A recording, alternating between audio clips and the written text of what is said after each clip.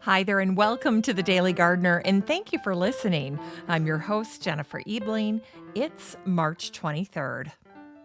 Today, we celebrate one of America's earliest botanists, and we'll also learn about a fantastic English flower painter who was mentored by Nathaniel Wallach after meeting him in Cape Town. They happened to be staying at the same hotel. We'll hear a little poem about budding trees today, and we grow that garden library with a book about getting back to the basics, growing all the food you need with just 4 hand tools. No fuss, no muss. And then we'll wrap things up with some fun. It's National Chia Day. That's right. I know what you're thinking. I know what you're singing to yourself right now, but we'll get to that later. It's time for today's curated news.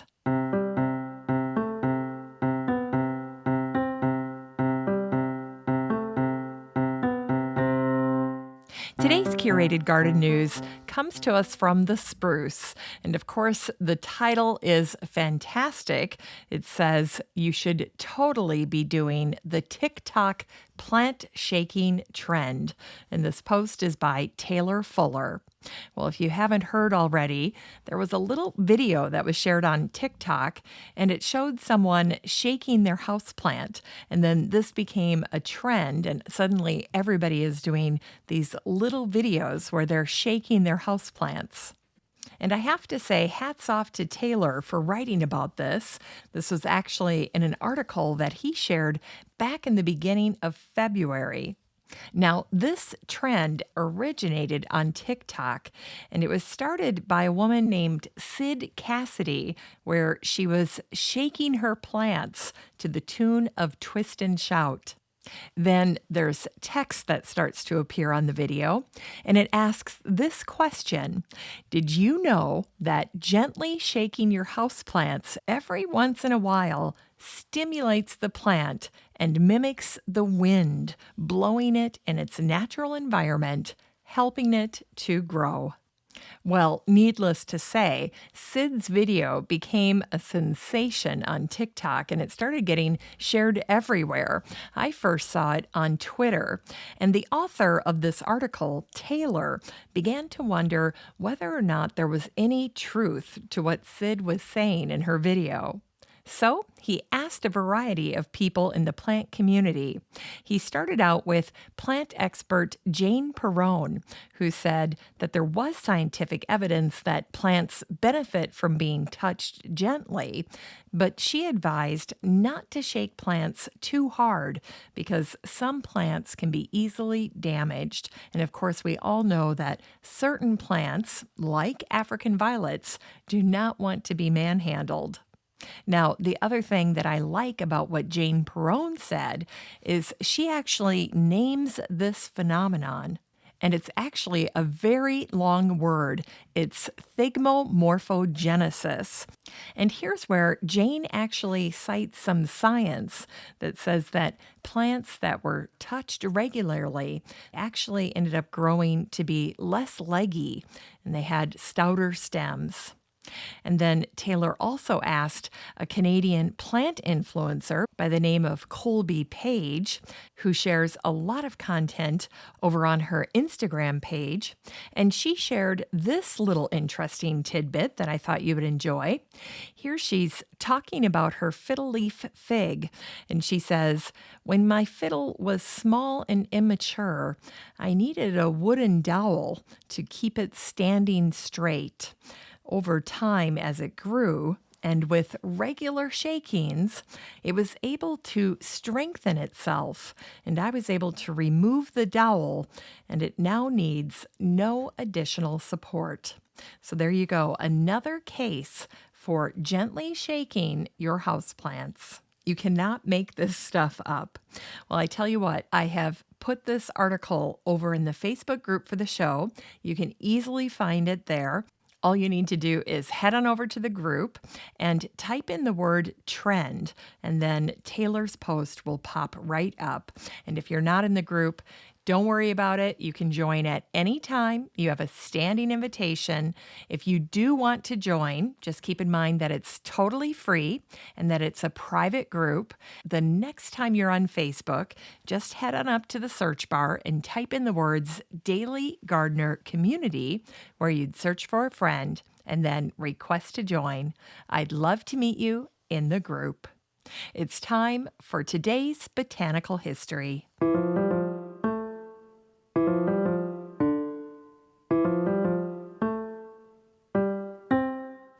Here's today's botanical history for March 23rd.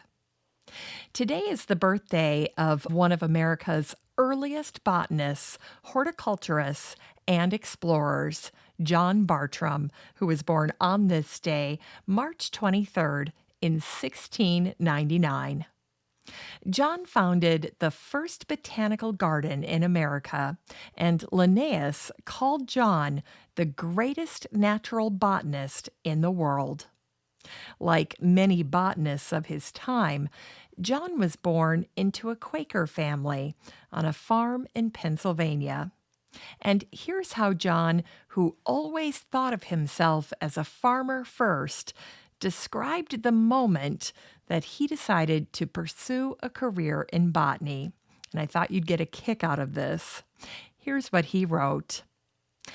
One day, I was very busy plowing, and being weary, I ran under a tree to repose myself. I cast my eyes on a daisy. I plucked it mechanically and viewed it with more curiosity than common country farmers are wont to do, and observed many distinct parts, some perpendicular, some horizontal. What a shame, said my mind, that you have spent so many years in tilling the earth and destroying so many flowers and plants without being acquainted with their structures and their uses. I thought about it continually at supper, in bed, and wherever I went. And on the fourth day, I hired a man to plow for me, and I went to Philadelphia, though I didn't know what to look for, and I ingeniously told the bookseller my errand, who provided me with a Latin grammar book. Next, I signed up to learn from a neighboring schoolmaster who in 3 months taught me Latin enough to understand Linnaeus. Then I began to botanize all over my farm, and in a little time I became acquainted with every vegetable that grew in the neighborhood. Over the years, I acquired a pretty general knowledge of every plant and tree to be found on our continent. In time, I was contacted by the old countries, where I sent many collections every year. Isn't that fantastic? To think that he wrote that in the early 1700s. Well, John ended up regularly corresponding with the top botanists of his day. And like many of us, he had his preferences when it came to his garden. When he wrote to Philip Miller, who was in charge of the Chelsea Physic Garden in England, he indicated his desire for variety in the garden. He said, 1 or 2 is enough for me of a sort. He didn't want to get like 6 or 10 or a dozen plants of one variety. He was looking for a nice assortment of plants. And back in 2015, John's Garden became an American Society for Horticultural Science landmark. This prestigious award was first presented to Monticello, home of President Thomas Jefferson. Other recipients include Longwood Gardens, the Missouri Botanical Garden, the New York Botanical Garden, the Arnold Arboretum, and the Fairchild Botanical Garden. Now, you may be wondering just how John Bartram's gardens managed to stay preserved all these years. Well, I did too.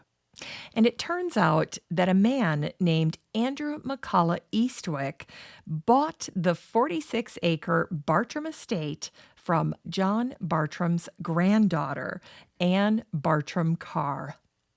An engineer and the inventor of the steam shovel, Andrew had banked a personal mint after building railroads for Tsar Nicholas I of Russia.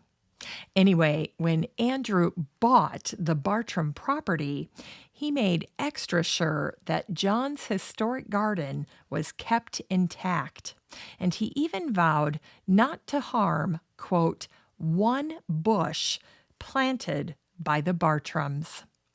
Andrew even kept the Bartram family homestead as a memorial, and he built his own mansion beside the Bartrams. Now, for many gardeners, the idea of leaving a much-loved garden is unbearable. But as gardeners, with careful plant selections, we can leave a legacy as well. Planting long-lived perennials like black-eyed Susans, hosta, daffodils, peonies, lilacs, Russian sage, and daylilies all have enormous staying power. And some, like the peony, will likely even outlive us because they can live over 100 years old. And today is the birthday of the English flower painter Arabella Elizabeth Roupell, who was born on this day, March 23rd, in 1817. Arabella joined her husband when he was stationed in South Africa for his work with the East India Company. To occupy herself, Arabella painted the flora and fauna of the Cape. In a complete stroke of luck, the great botanist Nathaniel Wallach happened to be staying at the same hotel in Cape Town. Anyway, Nathaniel saw Arabella's work, and he loved it. The two hit it off, and then he introduced Arabella to a couple, Thomas McClear and his wife Mary. Then the four of them would go off and botanize together, and Arabella and Mary became lifelong friends. Now, Nathaniel Wallach played a very important role in Arabella's life. After he retired from the Calcutta Botanic Garden, he shared her work with William Jackson Hooker, who also fell in love with Arabella's illustrations. In 1849, these two men paved the way for 10 plates of Arabella's flower paintings to be published in a folio called Specimens of the Flora of South Africa by a Lady. Today, Arabella's book is highly collectible and very difficult to obtain since only around 100 copies were ever printed. And it's on my wish list. It's time for today's Unearthed Words.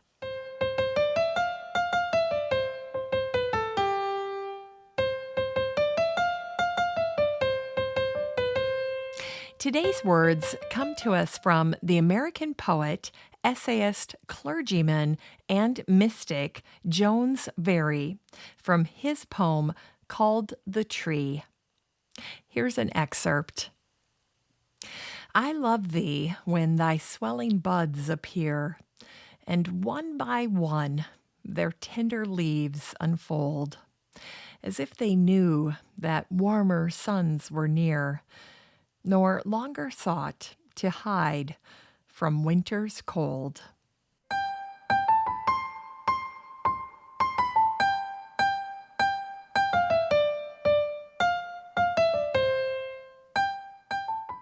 It's time to grow that garden library with today's book, Gardening When It Counts by Steve Solomon. This book came out in 2006, and the subtitle is Growing Food in Hard Times. In this book, Steve shares everything you need to know to get growing organically, such as how to make and tend a garden, start composting, select seeds, and grow whatever your heart desires. Steve provides his hard-won wisdom as a gardener and a nurseryman, and he shares his own stories of gardening, saving seeds, growing what you'd like to eat, and then paying attention to what grows well in your garden. That's key. This book is 360 pages of solid garden information from a man who writes with humor and wisdom. You can get a copy of Gardening When It Counts by Steve Solomon and support the show using the Amazon link in today's show notes for around $11.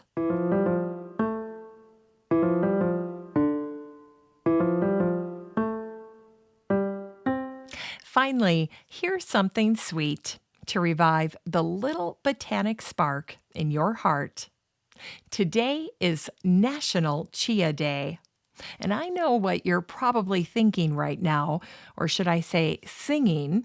It's likely the little earworm that we all remember from the 1980s. Ch-ch-ch-chia. Well, anyway, who knew that those little clay pot chia pets would still be top sellers all these years later, and that the chia seed would become known as a superfood? And by the way, it's worth mentioning that every year 500,000 chia pets are sold as novelties in the United States. And they didn't even have to appear on Shark Tank. Now, historically, both the Mayans and the Aztecs used chia medicinally, and they recognized the ability for chia to heal and provide energy. And the etymology of the word chia is derived from the Aztec word chian, meaning oily. Chia seeds are actually very bland.